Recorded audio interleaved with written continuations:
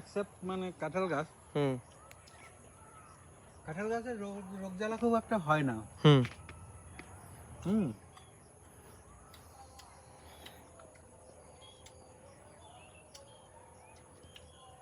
রোগ জ্বালা হয় লেবু গাছ, পেয়ারা গাছ and others fruits হুম ট্রিতে। ওগুলো তো মাঝে মাঝে ও ফাঙ্গাসাইড পেস্টিসাইড দিয়ে মানে ওর পোকামাকড়কে দূর করতে হয়। হুম কারণ কি তারপরে আরেকটা প্রবলেম হচ্ছে এই অতিরিক্ত সার যদি মাটিতে দেওয়া হয় তাতে তো ঘাস জন্মায়, হুম ঘাসটাকে ক্লিন করতে হয়। কারণ কি গাছের গোড়ায় তো সার দেয়া আছে, হুম সারগুলো পেয়ে ঘাসগুলো বড় হয়, হুম গাছও যেরকম বড় হয় ঘাসও সেরকম বড় হয়। হুম তো এগুলোকে মাঝে মাঝে ক্লিন করতে হয়। হুম আর একটা হচ্ছে পিঁপড়ে, হুম গাছে পিঁপড়ে লাগে, তারপরে উই পোকা নিচে গাছের শিকড়কে মেরে দেয় কেটে। হুম ওগুলোকে মাঝে মাঝে ওষুধ দিয়ে ওগুলোকে তাড়াতে হয়, হুম এরপরে গাছ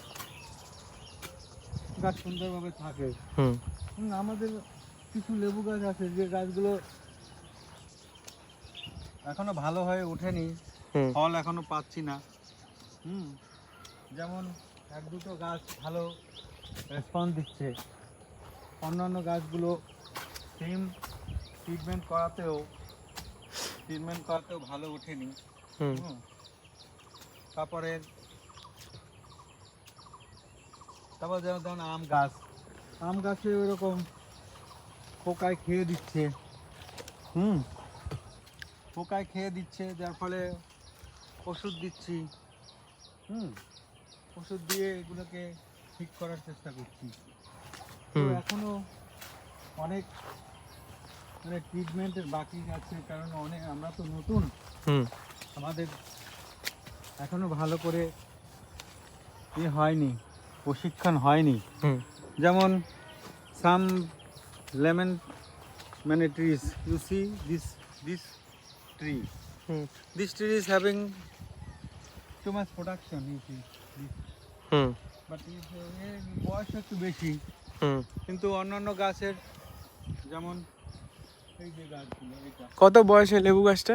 এই গাছটার প্রথম আমরা তো ছাদে লাগিয়েছিলাম, তখন অল্প ছোট ছোট ছিল, প্রচুর সেজন্য লেবু ধরেছে, হ্যাঁ প্রচুর লেবু ধরেছে, হ্যাঁ, এটা 50-60টার বেশি লেবু ধরেছে, 50 এখানে 200-এরও বেশি, 200-র বেশি লেবু ধরেছে নি? 200-এরও বেশি।